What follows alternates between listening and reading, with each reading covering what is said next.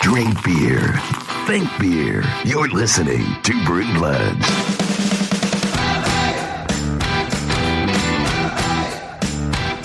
The best beer in the world is the open bottle in your hand.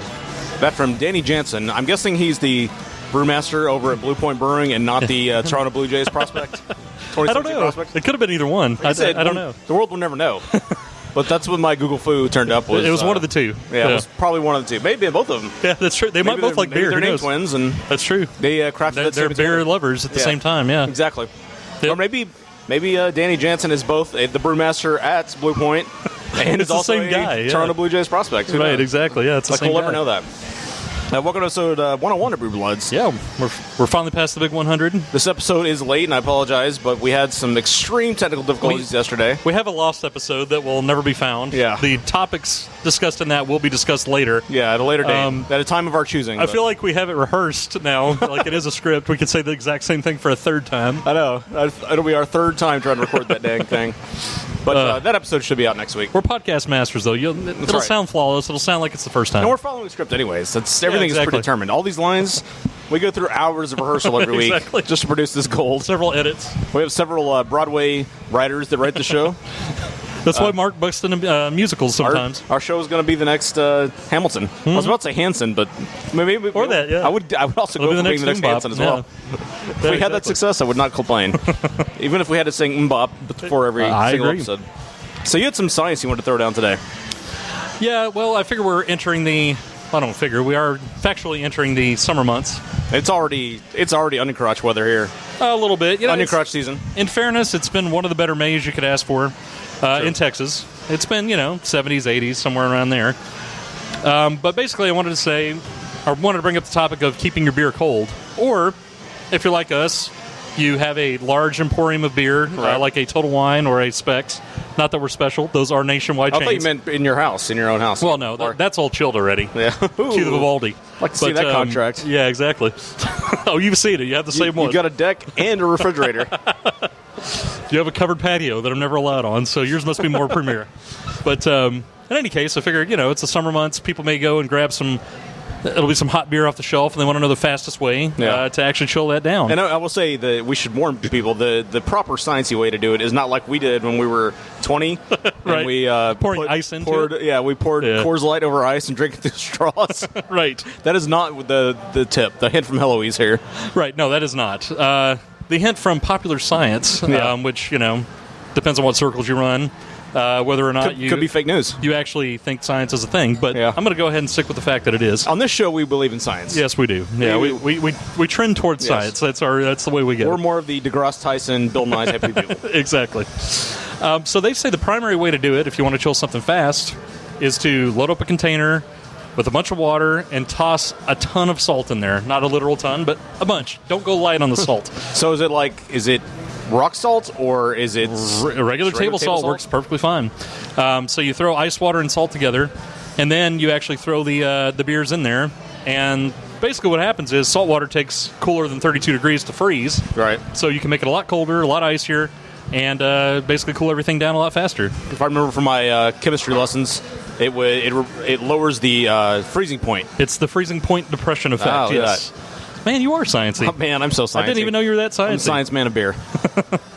They also say basically you should be able to freeze something, or at least make it colder than room temperature, and very drinkable within about 5-7 minutes. My technique has always been, I don't know where I learned this, but you take a paper towel, you wet it down, you wrap it around the bottle, and then you stick that in the freezer, and you'll have a cold one in about 10-15 minutes.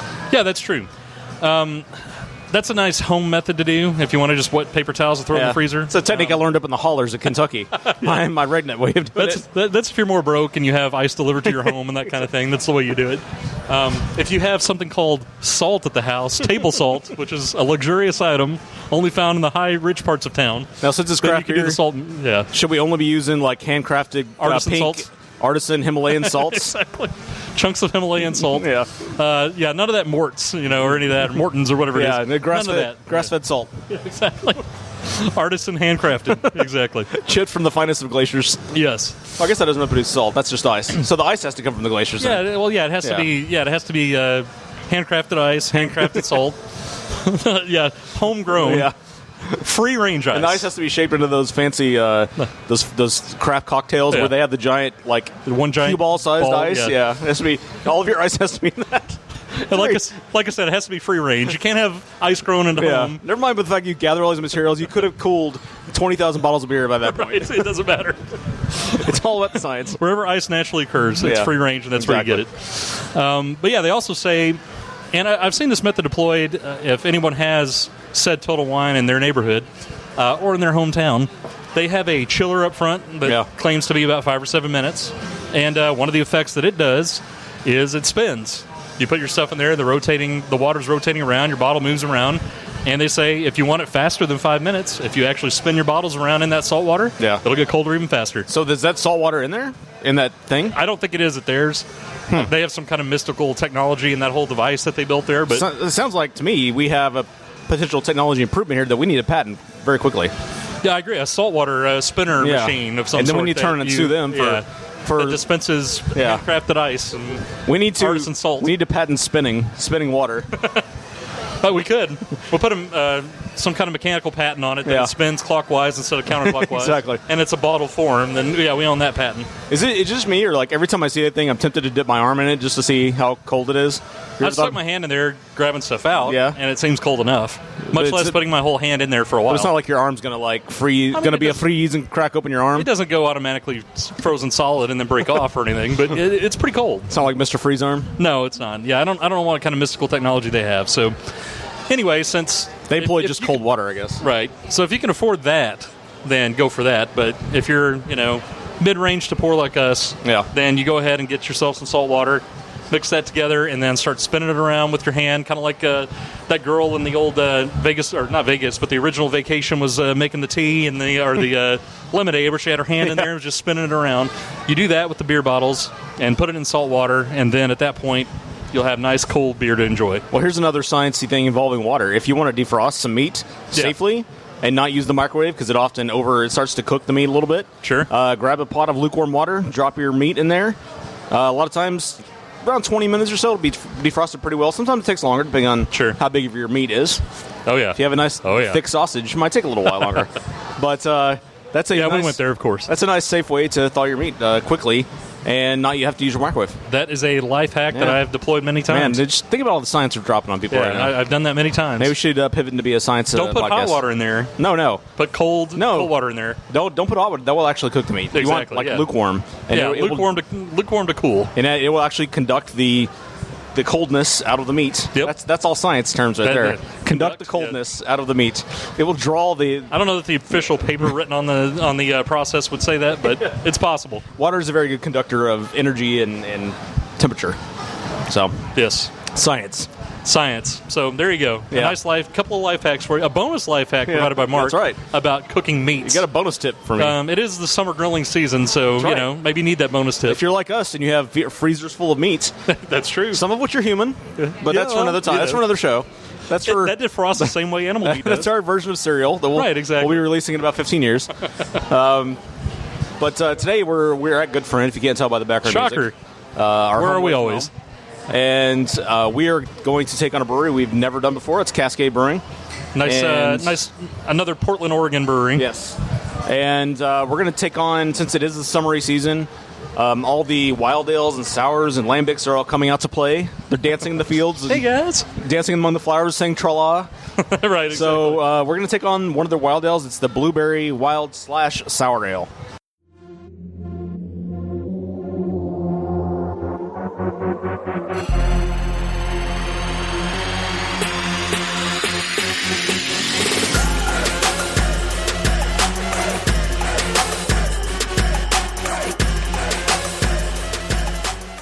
Hey guys, Josh here, just to let you know, to remind you, to get the word out, to put it in your brain, that no matter when you're listening to this podcast Thursday, is right around the corner. What's so significant about Thursday? Well, at Thursday at noon, you get to tune in and listen live to Liquid Lunch. Join myself and Catherine Contreras from She's Crafty Podcast as we join forces to bring you Texas's live midday craft beer show. It's the only one like it out there in the entire world. We're live. We take your calls at 713-678-0070. We have on the best guests in the craft beer world from the state of Texas and beyond, and it's just a fun time. You'll hear what you eating, what you drinking. We'll get the latest in news and craft beer goings-ons, promotions of all the latest happenings, and you can be a part of the show with us each and every Thursday at noon. LiquidLunchShow.com is where we're located. Also on our Facebook page and our YouTube channel, streaming live video and audio. Your choice. Come join the party. Kick off the weekend, Thursday at noon. LiquidLunchShow.com. That's Liquid Lunch. We'll see you there. Hooray for beer! Liquid Lunch.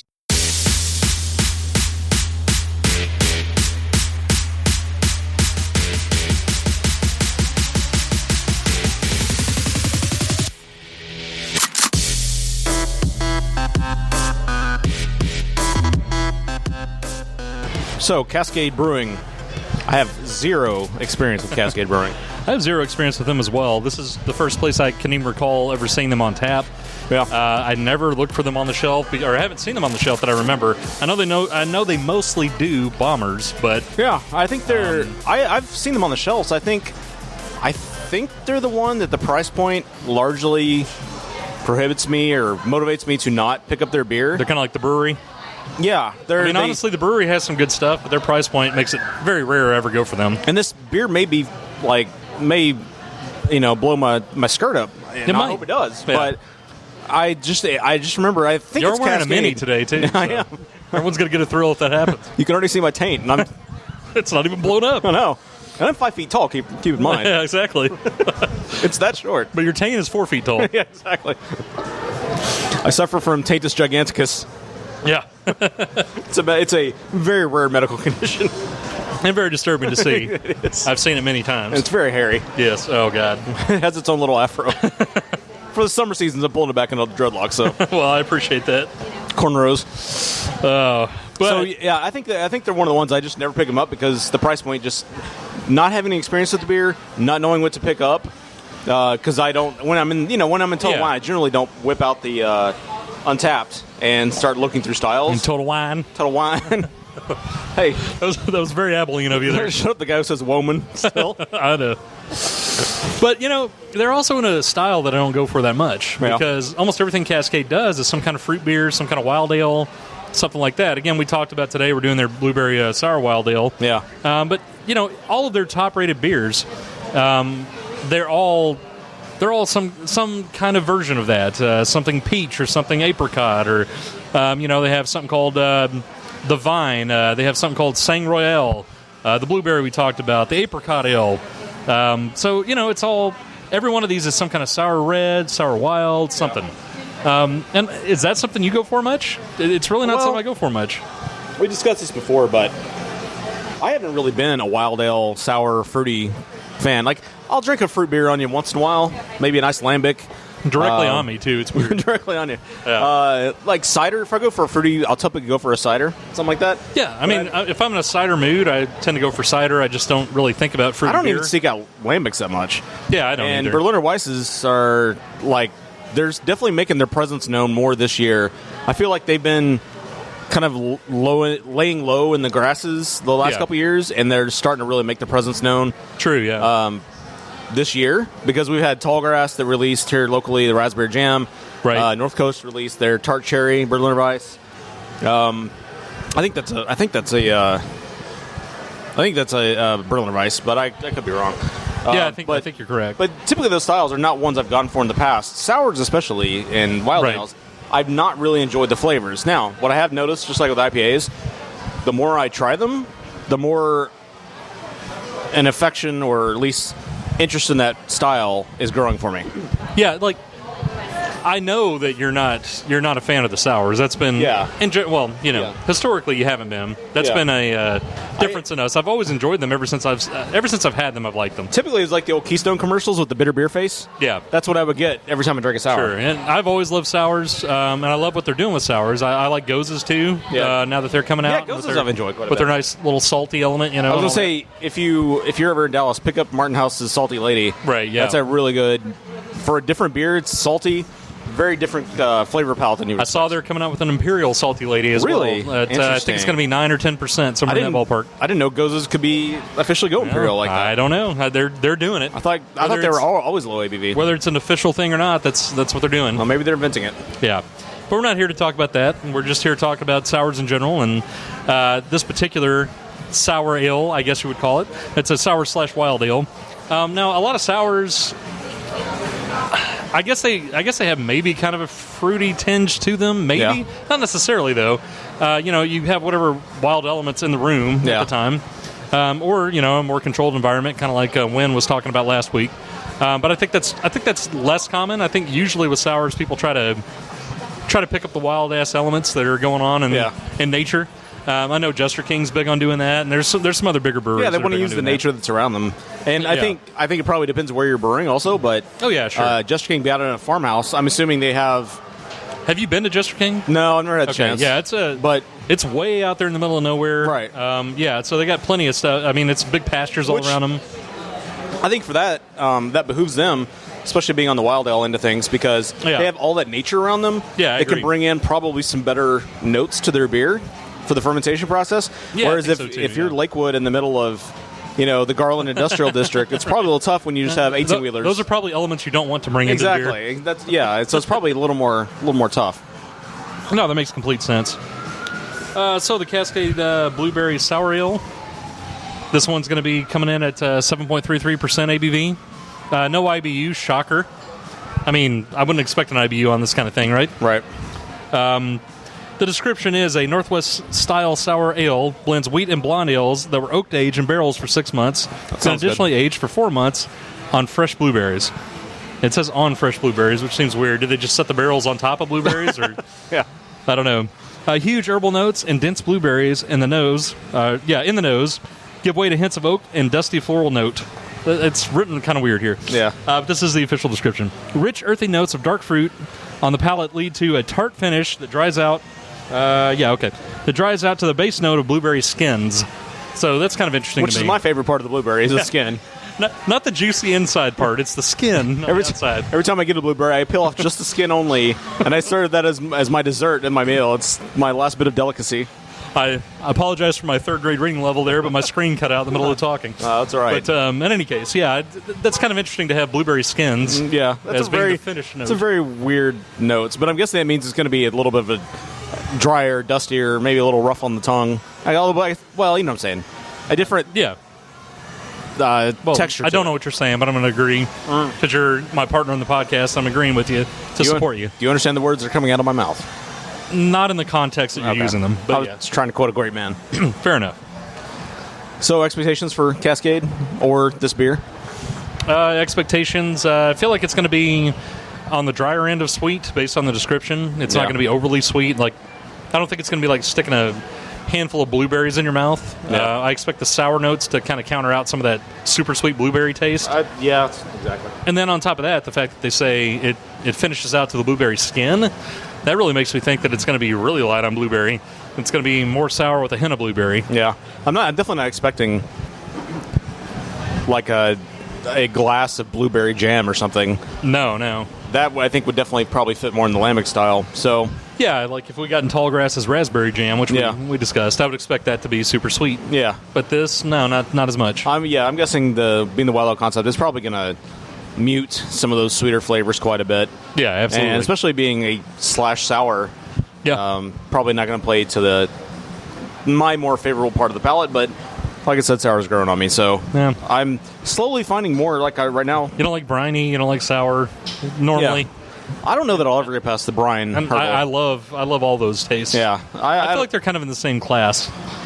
Maybe. I don't know. I think sweet and fruity's on one side, sour and briny's on the other side. I'm starting to enjoy more sours now. Yeah. I still don't. They're not usually my go-to, but like right now, right before we're going to take on this next beer, I'm drinking a North Coast Tart Cherry. It's true. Now, I will say for this one, tiny review here. It's actually sweeter than I expected it to be. It's tart not, cherry, yeah. Yeah, it's not as tart as I would have expected. And Yeah. it's got actually a hint of cinnamon to it that's kind of sweetens up a little bit, which I don't know if I like it or not. But anyways, That is quite a mini review there. that's another show. We're going to cut that out as a shorty. All right, so after this, we'll talk about the Cascade Brewing Blueberry Sour / Wild Ale. Cascade Brewing was founded by owner Art Lawrence and brewmaster Ron Gangsberg in 1998. Together, the duo has over 40 years of experience in the brewing game. Growing tired of what they called the, quote, hop arms race that was so prevalent and continues to be in the northwest region of the United States, the pair decided to focus on beers that provide a sensory experience that reach beyond what a strong IPA or other heavily hopped beer would provide. The abundance of wine barrels located nearby in Oregon's wine country, combined with ready access to local fruits, led them to base all of their beers on a sour style. They began their sour journey in 2005. By 2006, they were producing the base beer that would then be aged for up to a year in wine, port, and whiskey oak barrels. In 2014, the production side of the barrel house had become too much for the original brewing location. Cascade leased a 23,000 square foot warehouse in southwest Portland to headquarter all of its blending, aging, packaging, and distribution needs. While some elements of the process have moved, all brewing continues at the original brewery location. So the BJCP for a wild specialty beer. It is a sour and or funky version of a fruit, herb, or spice beer, or a wild-aged beer in wood. If wood-aged, the wood should not be the primary or dominant character. The aroma This is wood-aged. Yeah. The aroma should be variable by base style or old friend. Should show the fruit, sour, and or funk of wild fermentation, as well as the characteristics of the special ingredients used. The best examples will blend the aromatics from the fermentation with the special ingredients, creating an aroma that may be difficult to attribute precisely, or attribute. Yeah, or attribute. Or attribute. Commercial examples: the Cascade Bourbonic Plague, the Jester King H.O. Rubicite, which I don't know that we get here. Yeah, that's a good question. New Glarus Belgian Red, and the Russian River Supplication. Russian River, another brewery we need to do at some point. Yeah. Well, They have a lot of pillars in the community. we did Pliny way back. Yeah, true. Yeah, good point. We don't have access to Russian River here. Yeah, so that's true. It's tough. It's a tough thing. Yeah, true. Fair enough. So, we should mention right off, we asked our server, because they came in these tiny little pours, as you'll see by the cover art on this episode. Our server Marx's help Yeah, exactly. that he deploys everywhere he They goes. give us these tiny little 5-ounce pours, and we asked why, because it's not a high ABV. It's 7.7, I think. Yeah, 7.3. And normally, like, I just had the Schmaltz Genesis 2020, which is 16.7. Now, that I understand, serving tiny That pours. or when we came here for the Franconia Ice Bock, which Or is, that. over 20? Yeah. So, that makes sense. Yeah, that makes sense. But you don't want people getting sloshed. He confirmed it was because of the price per keg. Was Right. really, really expensive, and so they have to offset that with tiny pours for the same price. Again, Cascade coming out of Portland, but, Yeah. we have a lot of Oregon area breweries, like Yeah. the Chutes and otherwise that, Rogue. they're perfectly... Yeah. Rogue's not even Portland-based, but yeah. Are they not? I thought they were. They're Oregon, but But, or Ninkasi even, they're Eugene, Yeah. Oregon, whatever. Oregon-based breweries that come Right. down here. And for $7 to $10, you can get a bomber, Yeah. which is not that out of whack with even local breweries, honestly. Yeah. I mean, what's a bottle of a specialty liquid Temptress? That's around $10 a lot Yeah. of times, right? So, but yeah, Cascade, and like I mentioned before, the brewery, those tend to run like $15, $20, $25. Again, cost prohibitive. Sometimes $30 for a bomber, and I'm Which like, is why ooh. you don't see them moving at Total Wine. Like, Yeah. a lot of the breweries, you'll see their slots are empty of a certain beer. Yeah. I've never seen that with Cascade. I thought maybe I was dreaming that, Well, but I guess I'm Cascade right. or the brewery. Or, yeah. The brewery is also well stocked generally. Yeah, exactly. I'm not saying they make bad stuff. It's just the fact that price point. At some Yeah. point, you're like, "Wow, is that really worth it?" I mean, maybe if it was that one brewery beer, the Tuesday morning, the not See Next Stormy Tuesday, is Black it- Tuesday. I thought it was Stormy or something. Is it Whatever. okay? See You Next Tuesday, whatever I don't it's know. called. I didn't research the brewery today, so I can't remember. Yeah. Yeah. But anyways, those two, they're so cost prohibitive. I don't know why. Like, Right. why is their price point so high? I don't know. Maybe we're about to have our minds blown here. Yeah. Who knows? Maybe we're It's about to possible. go on some sort of beer LSD trip. I hope so. Because again, we're not fruit fans. Yeah. We're fruit enemies. Well, we like to smash fruit for our own Yeah, benefit. exactly. That doesn't mean we hate fruit. And We hate fruit living.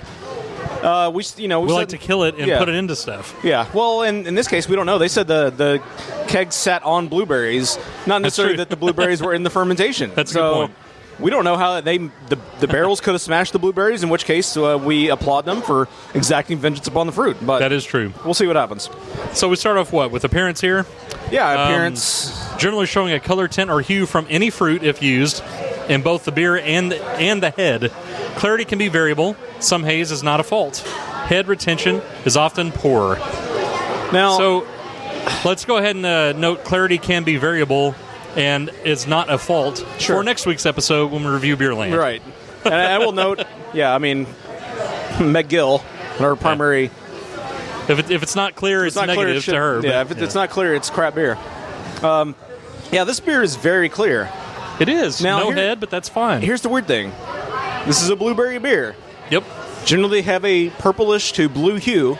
This one's pretty red. This is like Kool-Aid red. Kool-Aid red, man. Now, in fairness, you're a little colorblind, but I am too, No. and I see Kool-Aid red as well. But I'm holding it up to the sunlight. I can see, like, Yeah. if it's a bright enough red, I can tell when it's red. Yeah. This is like Ninja Turtle, Raphael mask red. I'm just saying, together our eyes are fractionally able to actually tell Exactly, color. that's true. So that We doesn't can only help a see lot, certain but- parts of the spectrum, but, But yeah, it this looks is a pretty very red to me beer. too. This looks like the Kool-Aid man might smash through the brewhouse walls at any moment. Right.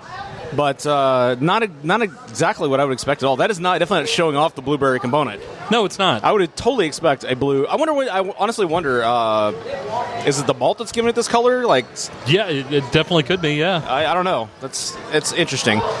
Now the So- other thing is, for the BJCP, normally we get aroma as well. They Yeah. did not have that for this flavor. Well, they said variable base style, and it Yeah, may be true, hard yeah. to attribute or attributes precisely Well, okay, I'm what sorry. that aroma yeah. comes to. I forgot to bold that point, but yes, you're right. Should show some fruit or sour and funk of a wild fermentation. Fermentation. Yeah, you can definitely, if you take a real close whiff of that, it doesn't have a real strong aroma. It smells like a wild ale for sure. It does, With exactly. a little bit of sweetness. Now, I just got a snootful of my nostril, so I can Did you actually smell pour it everything. I have very powerful nostrils. I have world-class nostrils. So you sucked it in like the Spaceballs. I took a nasal snoot of it. went from suck to blow or And- blow to suck. Yeah. Yeah. It's definitely, there's no hint of blueberry there at all. No, it's definitely all wild ale. Yeah, it's very wild ale and sour. Yes. Sours smell a lot like that normally. You can definitely, you can smell the wild. This is a wild beer. Yep. And It's just like if you smell Mark. exactly. It smells like Wild someone man. in the wild. So the flavor and mouthfeel. Mouthfeel should be variable by base style. Generally a light body, no surprise. Lighter than what might be expected. Generally moderate to high carbonation. And the carbonation should balance the base style if one is declared. So it's, again, variable by style here. Right. And finally, also flavor, also variable by base style, should show the fruit, sour, and or funk of wild fermentation, as well as the characteristics of a special ingredient. So, So we know what the special ingredient is. blueberries, Blueberry. even though it looks like a raspberry or strawberry. It's true, color, it does, or yeah. a cherry color. Maybe we'll find that they actually poured us. No, because I look at my North Coast here. The North Coast is It is definitely not like a that. bright orange red, so it's not. It's definitely a different beer. Yep, true. Yeah. So hopefully they poured us the correct beer. God, I would hope so. It's Yeah. only in 5-ounce pours. Probably cost us $23 per pour. I get a lot of sour in that. A lot of sour, a lot of wild ale. When they say blueberry skin, I think I get what they mean once I taste this, because this is not the meaty, juicy part of a blueberry. Yeah, It's a fractional outside portion of a blueberry. yeah. It's the part of the blueberry that's been covered by mites and gets hacked at by bees and Now, there's an element of blueberry there, but if you didn't tell me, if you just poured this and said drink this, I'd be like, okay, that's definitely a sour wild ale. It's not bad. But I'll tell you where I noticed the blueberry is when it first hits your tongue, like right away, like it's right there on the tip of your tongue, and then it quickly disappears. Yeah, It's a ghost in the wind, very quickly. very quickly. Like within a microsecond, it's gone. Yeah, and like I said, if you didn't point out that blueberry was in there, Yeah. I'm not really sure I would have picked it up. You have to be looking for it. Maybe with careful study, and it's definitely sour. Yeah, careful study once you know it's there. Yeah, exactly. If you didn't know it's there. Once you're informed, yes. Yeah. But And, I don't know that that's a good thing. I don't necessarily know that I'm picking up the dustiness. I guess I get where they get blueberry skin, but for something that is declared to be blueberry, to name it blueberry, I would firmly expect it to have if not pure juice of a blueberry, which I don't necessarily want, at least a heavier presence of blueberry, more than just a fart on your tongue. Drinking this makes me think it literally did sit on blueberries. Like they kept everything inside of the actual barrels, and they were just sitting in there. It just absorbed it from the... Yeah. Like if some of it kind of barely leaked in from the bottom of the barrel, then it's there, but it is not prominent. And I wonder if being aged in those oak barrels, I wonder if that... I mean, did they go into the barrels first? Okay. Yeah, I did. So into the barrels first for 6 months, and then aged on blueberries for 4 months. For 4 months. So I was thinking maybe if they were sat in the barrels for a while, maybe the bourbon barrel aging or the barrel aging removed some of that blueberry flavor, but it's the reverse. So it should be more present than it is. Exactly. Yeah. Makes me think maybe they didn't use enough blueberries in the batch. Yeah. Maybe they didn't mash them up, and they should have in the fermentation. Yeah. Maybe they just threw them in and they never broke open. Yeah. I'm guessing if they didn't cut them open or mash them, maybe that's why it's not as heavy as it should be. It's possible. But I think if you're going to call yourself blueberry, you have to have a stronger presence of that key ingredient. Yeah. It's not a bad beer. No. It's actually a very interesting flavor palette. I just think it fails in the naming respect. And this is one of their top-rated beers. Yeah, it's in the top 5. Don't get me wrong, it's a good beer. No, I'm just saying, specifically for being blueberry, it's in the top 5. I don't know, man. I think like the Sea Dog blueberry, I forgot what it's called. It's made by Sea Dog. It's like more of a breakfast beer. Tastes like blueberry pancakes. I mean, definitely that is more on the fruity end of things. Sure. Which I understand they're not going for, but I mean, that's a beer that you call blueberry, and it tastes like that which it's trying to represent. And I wish I remembered the name of it, but when I was in Boston a couple years ago, they had some blueberry beers from Vermont. Yeah. And, man, those were tasty. They weren't overly sweet. They had some sweet, but overall it was just a really good balanced beer. And that's kind of what I was hoping for with this. Like some blueberry element with some sour element underneath and just kind of a balance. But it's not. The sour just kills it. It dominates. Very disappointing. So, ratings? Go ahead, Mark. I'm going to call this not Fats Domino because this is not... I didn't find my thrill on a Blueberry Hill. We're not on Blueberry Hill here. Yeah, I'm not on Blueberry Hill here. Maybe we're sitting on the blueberries on Blueberry Hill and hoping it would absorb into our butts. Yeah, exactly. Exactly. We did not eat the blueberries, though. Yeah. It's just, as I said, the major failing in here is calling yourself blueberry. Having the appearance of red Kool-Aid. Yeah, it almost looks like a raspberry beer. Yeah, exactly. It looks like a raspberry beer or a cherry beer. And not looking like a blueberry beer. It should have some hue of blue in here. It doesn't have that. So I don't know what... Not a brewmaster here. I'm guessing it's the malt that contributed to that. You're not a brewmaster? Surprisingly not. No, okay. I'm far from a brewmaster. I'm like the opposite of a brewmaster. Yeah. I don't know what malts went in this. Probably something that goes into a red ale. Probably similar, giving it that color. But I feel like you should... It's a minor complaint to say it should be blue, but I feel like it should either be neutral, but not strong red. Right. Not like... I don't know. Not Kool-Aid red. Yeah, I get it. But even further, a bigger problem is calling yourself blueberry and then having almost no blueberry flavor in that. Yeah, true. And I feel like, reading the description now, tasting this, I feel like blueberry skin, as a descriptor, was a PR reach of the highest order. They're like, how can we... It won't taste like pure blueberries when you eat them, so let's say it's like licking the outside of one. Yeah. There's an angel's fart of blueberry up front, but it is gone. It's like the Flash. It is gone in a second. Well, like less than a second even. Yeah. It hits the tip of your tongue and then it disappears. After that, it becomes like a standard wild ale. Little dusty, fruity, little tart to it. I think it's a good beer. Yeah, I think the major failing here is the naming. And I think it's definitely failing. I think they should have just come up with some random I don't know, some random name. Don't call it blueberry. Just call it sour ale. And you could even say, like, oh yeah, we sat its butt on blueberries. just don't name it blueberry, because highly disappointing just from that factor alone. So, good beer, high disappointment factor, definitely a misnomer of a beer. Because of that major failing, I'm going to drop the hammer on this beer. I'm going to give it 3 out of 5. Wow. It's not really dropping the hammer too bad, but... Well, but considering it's a good beer... Yeah, true. If it hadn't been for the name, the appearance, and you're touting that heavy presence of blueberries, then it probably would have gotten a 4 out of 5. Yeah, I think my main complaint about this is the fact that maybe the base beer was not the one they should have chosen. I think they should have chosen a basic ale of some sort that was a little more nondescript, had no flavor profile. Sour is fine, but I think the fact that they used a blonde / wheat as the base, those have their own flavor profiles that are also trying to counter out the blueberry taste. So, I think maybe if you had a plain ale and you put the blueberries in there a little longer, maybe put the blueberries in there for, I don't know, all 10 months? Yeah.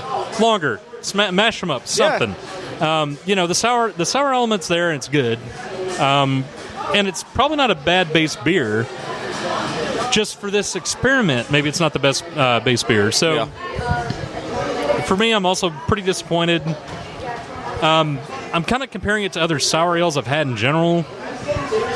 Is it as good as those? Yeah, I mean, it's pretty good. It's whatever process they put together, it's a nice, wild sour ale. Yeah. It's not a blueberry sour ale. It's just I'm going to judge it as a sour ale, and I will say that's good. But like you, I'm going to knock them down a little bit for calling it a blueberry. If they just called it a sour ale, they'd have a higher rating. Yeah. But yeah, for this, I'm going to have to put it at probably not probably. It's the definitive rating. Yeah. I'm going to say 2.75 out of 5. Ooh, you dropped the hammer now. Yeah, it agitates me. It agitates me. It's not blueberry. You know what? I think, and I was thinking about this as you were talking, I think they deserve another quarter-point loss for my rating for price point. The fact that we only could get a 5-ounce pour out of this for a 7% ABV beer because the price of the kegs is too high. Yeah, right. That they feel like they need to offset that cost by doubling up the number of pours. Yeah, true. Yeah, I mean, they're in business. I get it. But as we've seen, the beers don't move the shelves. That's not a good friend slam. That's a price point slam. It's a price. Yeah, it's a distribution. It's a price point issue. This is definitely... For the price point, we don't know exactly how much it's going to cost for 5 ounces, but it's going to be somewhere around $8, I would guess. Minimum, yeah. 8 to 10, I would have to guess. That's too expensive. Yeah. And again, not a bad beer. I actually enjoy the beer just fine. But there's some significant flaws with this beer. Right. The nomenclature, the price point, and looking like a Kool-Aid man does not a blueberry beer make. I agree. Well, thanks for listening to episode 101 of Brew Bloods. Thanks for your support. We appreciate it. What did they give us a total score of? 2.75 out of 5. Oh, nice. Okay. Just making sure. Thanks to everybody who listens to the show. We really appreciate it. If you enjoy us on the show, you might enjoy our other show that we do every so often called The Break Room, breakroom.tv. Check us out on the social networks, Tumblr, Instagram, Facebook, Twitter. We're on all those. Pretty much any social network. We're Brew Bloods on there, so just go find us. Snapchat.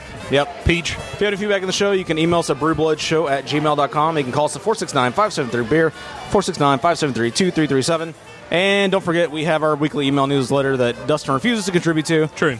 That comes out most Fridays, and we will never say our email address. It's just a wrap-up of the week's beer news, anything we find interesting. Like we've said, we sell each other's emails, but not yours. Yes, we're constantly selling each other's, but we will never sell your email address. Right. All right, we'll catch you guys next week for episode 102. Hopefully a successful third recording of this episode of what should have been episode 101. Right. So we'll catch you guys next week for episode 102. For Dustin, I'm Mark. For Mark, I'm Dustin. Probst. A big hairy Jeff Probst. And a hairy taint.